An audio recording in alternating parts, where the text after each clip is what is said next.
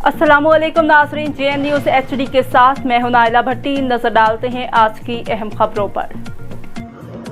खबर शामिल करते हैं इस्लामाबाद से। ज़हीर खान की रिपोर्ट के मुताबिक इस्लामाबाद चीफ इलेक्शन कमिश्नर ने कहा है कि हल्का बंदियों का अमल 14 दिसंबर तक मुकम्मल होने के बाद इंतखाबी शेड्यूल का ऐलान कर दिया जाएगा। इलेक्शन कमीशन की आइंदा आम इंतखाबात पर सियासी जमातों के साथ मुशावरत जारी है। अवामी नेशनल पार्टी और बलूचिस्तान अवामी पार्टी के वफूद ने आज इलेक्शन कमीशन में मुलाकात की।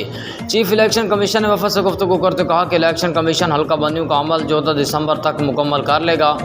हम हल्का बंदियों के दौरानी को मज़ीद कम करने का इरादा भी रखते हैं। उन्होंने कहा कि इलेक्शन कमीशन हल्का बंदियाँ मुकम्मल होने के साथ ही इलेक्शन के शेड्यूल का ऐलान कर देगा। मुमकिन है हल्का बंदियों के दौरानी को कम करने के साथ ही इलेक्शन कमीशन इंतखाबी शेड्यूल जारी कर दे। अवामी नेशनल पार्टी के वफद ने नवे रोज़ में इंतखाबात को आईनी ज़रूरत करार देते हुए बर वक्त इलेक्शन का मुतालबा किया और कहा कि इलेक्शन कमीशन को हल्का बंदी शुरू करने से पहले सियासी जमातों के साथ मुशावरत करनी चाहिए थी। आइन के तहत सूबों की नशिस्तों को कम से ज़्यादा नहीं किया जा सकता। ANP ने कहा कि आम इंतखाबात के लिए नई हल्का बंदियों की ज़रूरत नहीं थी।